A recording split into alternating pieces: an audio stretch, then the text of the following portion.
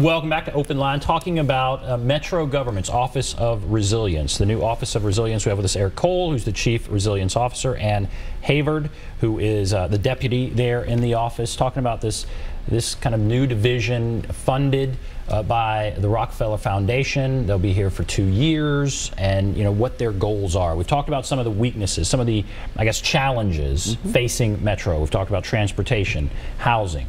What sets us apart from other cities? I have people ask me, why do you think Nashville and Memphis have different issues that face each of them? What I guess sets us apart, do you think, from other cities that it's vital that we maintain? Well, I think we have an economic diversity that's pretty strong. If you think about the healthcare industry, the insurance industry, the music industry, now our kind of growing creative class. I mean, there are a lot of things about Nashville that's very attractive. Affordability has traditionally been something that CEOs and businesses look to in Nashville, and so we are seeing a lot of businesses choose to come here. So, but affordability is something that we're now struggling with. So, this is why I think a lot of this conversation is around balance and around how do we make sure that we have a long-term strategy. A lot of it was kind of illustrated in the Nashville Next and the long-term planning work. So how do we put that into implementation, long term? There's clearly something about Nashville that's just exciting and fun, and we have a character as a city that I think is pretty powerful. That is hard to kind of put your finger on, and so we should play to our strength. We should play to that. We should play to the cultural heritage and the elements of our community that really do help us shine, but also do that in a way that we're not choosing economic favorites. Right. And economic. How are we doing, do you think, economically with our economic diversity and that kind of thing? And is that threatened? We talked a little bit. What do you think about that, our economic diversity? I mean, I think if you think about all the industries that we have in Nashville, I think right now that is a huge strength for us. With our growing healthcare economy, and especially healthcare information technology jobs that are projected to come to Nashville, that's great. At the same time, we do know that we have a projected workforce deficit for a lot of those jobs that are coming to Nashville, and we also know that we do have pockets of unemployment and underemployment in certain neighborhoods. So figuring out how we connect some of those jobs to those neighborhoods and both grow those jobs and the workforce needed to fill them is really important to us. Very important. Let's go to Charles. Hello, Charles. Yes, hello, how you doing? Thank you for taking my call. Sure. I live here in the Bordeaux area, and I don't see no kind of activity from the mayor's office, no kind of economic incentives.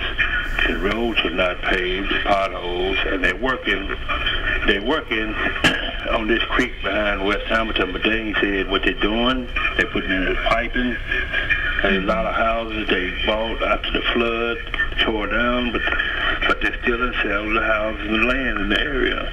So I'm just wondering, this is not equity at all. And the mayor's office, they shouldn't come to this neighborhood and expect to get reelected, because they ain't done nothing for this neighborhood, even after the flood. What area are you in? Bordeaux, West Hamilton area. Bordeaux, West Hamilton. All right. All right. We hear from people who say lots of attention downtown, neighborhoods not so much. All right, here's someone from Bordeaux with obvious concerns. What do you think there? Yeah, well, I mean, first of all, Charles, thank you for the invitation. I mean, that's part of the work that we will be doing is visiting and going out and talking about resilience work and what's happened and what hasn't happened. The flood kind of a pretty good example, actually, that Charles just illustrated, which is, if we got the neighborhood back into shape. I know we had to buy a bunch of houses in that area that were straight in the floodway, and so what do you do on the back end? And then also in Charles's case, what does the overall neighborhood look and feel like? And make sure that we have the right set of tools to go in and help with the economic circumstances that are in that neighborhood. It's not traditionally how Nashville's really worked. We've worked in more of a traditional kind of economic development mode, which was, try to get the headquarters here, try to get the jobs here, and then, try to make sure we have a low tax base and, the ability to recruit those. Whereas clearly it's more complicated than that these days. And so, I think part of our goal is that we have a strategy in place in 2 years that meet the concerns that Charles is raising and talking about. And so how do you reach out to the Charleses of the world? I mean, obviously coming on OpenLine is one way. Yep. So here, and I thank you for calling in, Charles. Is it ministers, clergy in other parts of town, or how are you going to be able to reach out and elicit exactly what you're hearing there and get more information that can help you deal with some of the issues? So one of the things, I mean, we have phenomenal colleagues and partners in the Mayor's Office of Neighborhoods and Community Engagement. Lonell Matthews runs that office. He represented Bordeaux and the Metro Council. So clearly, we try to have our ears to the ground and figure out as many different pathways to hear that feedback and respond to it as we can. With as many council members as we have a lot of feedback that comes through through those council members. But we also